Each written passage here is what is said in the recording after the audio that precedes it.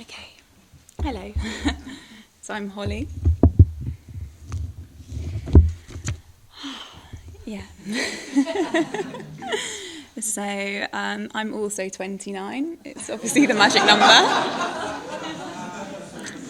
And I live in a Buddhist community with Suyen, Sabadramati and Shradasiddhi, and like millions of other women as well. It's a really big community.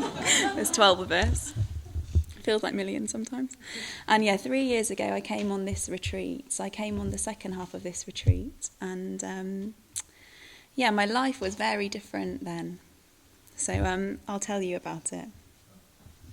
So here we go. So I'll start off at the beginning. So I grew up on the Isle of Wight, and I had a very extracurricular childhood. I did everything that I possibly could: music, ice skating, singing, dancing, drama. I was in all the sports teams at schools, the choir, everything. And I think if my family was tending to one side, one ravine, it would be the nihilistic. So it was quite a hedonistic, very kind of joyful, happy childhood where we just got the most out of life and we had lots of fun together and we did as much as we could. And I can remember my granddad saying to me, his advice was, Holly, if I could do it all again, I'd do more. And I was like, okay, right. Yeah. So one of the activities that we used to do as a family was we used to do a lot of sailing, living on the Isle of Wight. And I can remember there's like a one-man little dinghy that I used to sail in. I think I was about 9 years old. And I was sailing with a group of people and we were sailing over to Portsmouth, so from the island to the mainland. It's very exciting. And the group of boats was ahead of me. I was a bit behind. And as we got out into the Solent, and that's a bit of water between Portsmouth and the Isle of Wight, the wind dropped and like the boat kind of, stopped. When the wind's not going, the boat doesn't really go. So I started to feel a bit anxious, thinking, oh gosh, I was only 9 and I was in this boat thinking, why has my dad left me in this boat? And he used to drive the safety boat and he was really strict on not favouring his children, so there were lots of other children. So I knew that if I got into trouble, that would be a long wait till he came to rescue me. And you can do this thing where you like wiggle the rudder, the tiller, which moves the rudder, and kind of move the boom around to try and move the sail and get the boat going. So I was kind of frantically doing this, thinking, oh gosh, like what's going to happen to me? I'm going to drift, to America or something.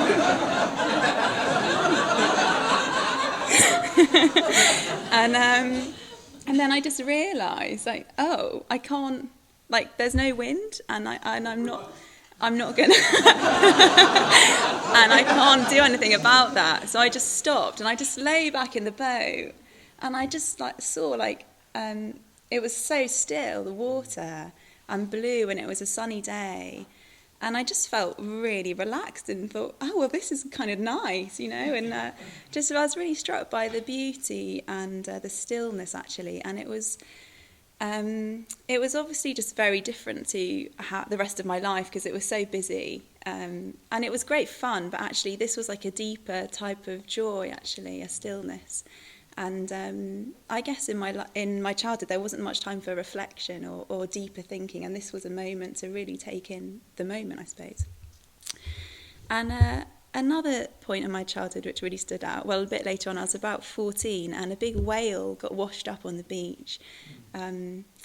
Just down the road, about 5 minutes from my house, and my dad drove me down to take a look at this whale. And I remember stepping out of the car and walking up and just being absolutely struck by this massive animal. It was taller than me and just so long, and it was just kind of gross, actually, but also absolutely beautiful. And it was dead, but it was like I'd never seen anything so alive.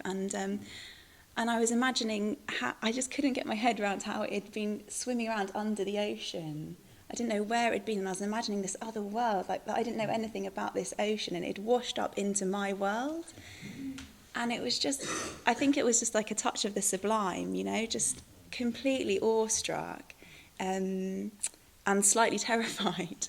And I can remember it was there for about a week, and I wanted to go back and see it every day, but my dad wouldn't drive me back down. And I could have easily walked down, but I don't think I had it seemed a bit odd or a bit strange. No one else in the family wanted to keep going and being with this dead whale. And I really wanted to go back, and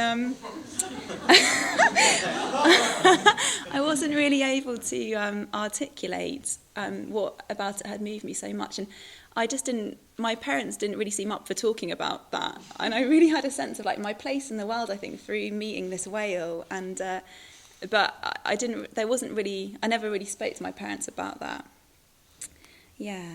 And then the next kind of thread in my life, about 2 years later, when I was about 16, I met a woman, an artist, and she just opened up the world of visual arts for me.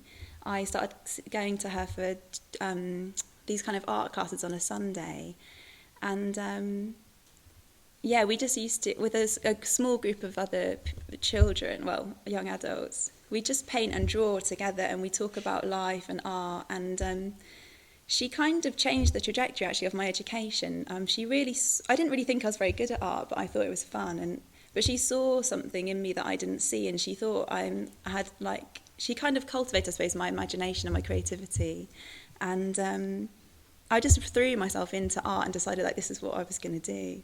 And and I think it was a way for me to really explore my imagination and my inner life. And so I went to art school, and I went to a university, and I studied fine art and history of art. And I was really interested in optical illusions and things like camera. I used to make like camera obscuras around the university, and these dioramas where you make like a box and there's like a little world inside another world, and you view it through a little hole. I was just so interested in this mysterious kind of the vision, and how we kind of create our own vision, that the world wasn't so set, that we kind of created it with our minds, I suppose. And so I used to explore these concepts in my artwork. And around the same time, I fell in love with another student at university, and his parents were Buddhists, and that was like my first contact with Buddhism. So we go and stay at his family home, and they'd built their house just down the road from their Buddhist centre, Tibetan Buddhists. And they were really interested in my artwork as well, and they'd like read my dissertation and give it around to their friends, and I'd have these kind of conversations about vision and reality and with his parents and his friends. And I was really struck going to his house because his parents seemed so worldly. I remember they used to read the National Geographic, and they were interested in culture and history and psychology and art, and it was something that I hadn't been able to access or talk to my parents about. And it just seems something different in that. Yeah. So I think I connected to like value, depth and meaning through these experiences of nature and through art. Yet I kind of really easily forgot these threads. I didn't really cherish them. I didn't really understand the value of them. I didn't really know the impact that they'd had. I forgot them, and I got distracted with like partying and socialising and kind of like the surface layer of life. So I finished university, and I'd kind of decided that it was time to kind of get real. And I think I felt like I'd kind of wasted my time studying art. Like, what was I, in the real world, what was I going to do? There didn't seem like a path laid out as an artist. Even though I'd connected with a lot of value and depth and meaning through art, I don't think I had enough belief or confidence in myself to kind of pursue that. And it was really scary and really uncertain, that kind of path, I suppose. And also there wasn't a community of people that I could share that life with. It was quite lonely and quite isolated. So I kind of started this kind of quest, I think, for like happiness and perfection through, I guess, like looking for a job, I suppose. So art, I just kind of decided art wasn't perfect, or I wasn't perfect for art, because it brought quite a lot of pain and quite a lot of self-doubt. So I thought, oh, okay, that's bad. Maybe I'm just not an artist, so I'll try something else.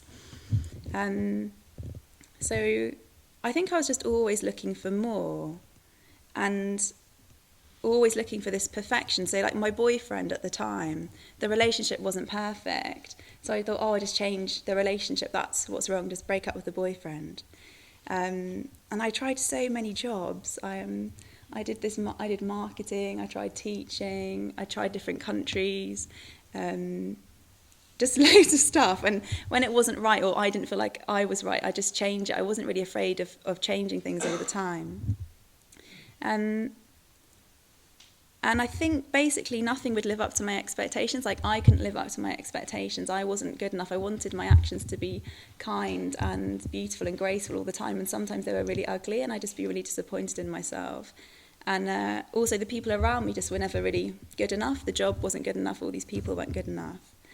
And I just had this sense that I was just always trying to pull myself together, and yet my life just seemed like a mess, and I couldn't get it together. And I was just so confused, just thinking, what is wrong with me, you know?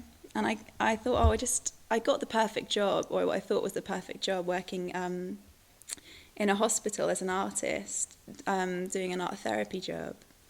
And I just never felt so alone and so isolated, and I just couldn't cope. Like, I couldn't talk about how I felt, and there was nothing left to change. So I changed everything. I'd got the dream job, and there was nothing left to change.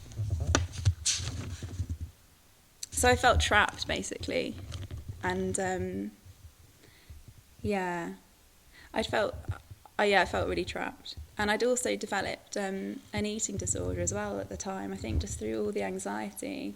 And I think it's related to just wanting myself to be perfect, and just kind of immersing myself in some other anxiety that wasn't looking at the deeper issues. So, so I had this dream job and this dream life, and I hated it. And so I just went on holiday. I thought, I'll just go away, it'll be okay. So I went to Morocco on a surfing holiday with some friends. And I had the book, the Tibetan book of the living, with me. And it got to the end of the holiday, and I can remember I just desperately didn't want to go back to my perfect life. And I can remember saying to my friends, like, look, let's just all stay in Morocco. We'll buy a hostel, and we'll just live here. It'll be great. And they would just look at me like, what? Holly, no, you can't do that. I was really convinced, like, desperately didn't want to go back.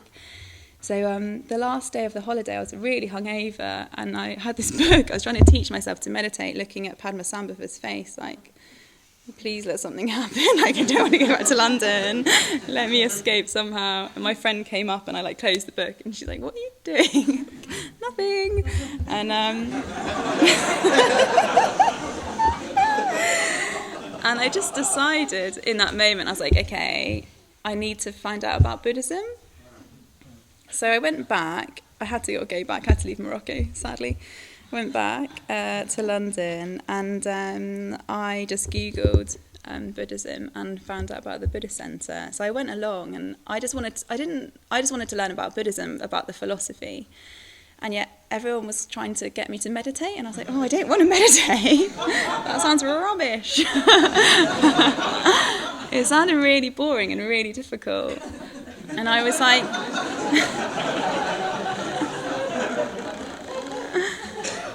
And but I couldn't, like, I don't know, basically I felt like they were forcing me to meditate if I wanted to find out basically about what the Buddha taught. No one actually forced me, but it seemed like I couldn't, like, they weren't really encouraging me to go to Dharma night, so I was like, okay. So I didn't go to Dharma night. I went to, like, the Tuesday drop-in with all the beginners. And so I sat in the Metta Bhavana, and it was the most horrible experience ever. It felt like a miniature version of myself was trying, like, mini Holly was trying to escape big Holly, and I just wanted to run out of the room. And I also was just really faced with this feeling of myself not being good enough at all. And then when I brought my dear friend into the meditation, she wasn't good enough either. She didn't quite deserve my metta. She hadn't done this thing for me, or something. And afterwards I was like, oh my gosh. So I was thinking, like, why did I go back? But I did go back, and I wanted to go to the LBC. I didn't want to leave. Like, I wanted to be at the LBC every night, but I couldn't quite.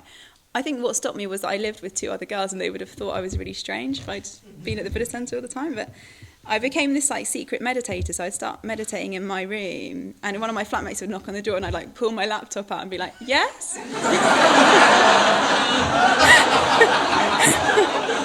So weird. Do you know what?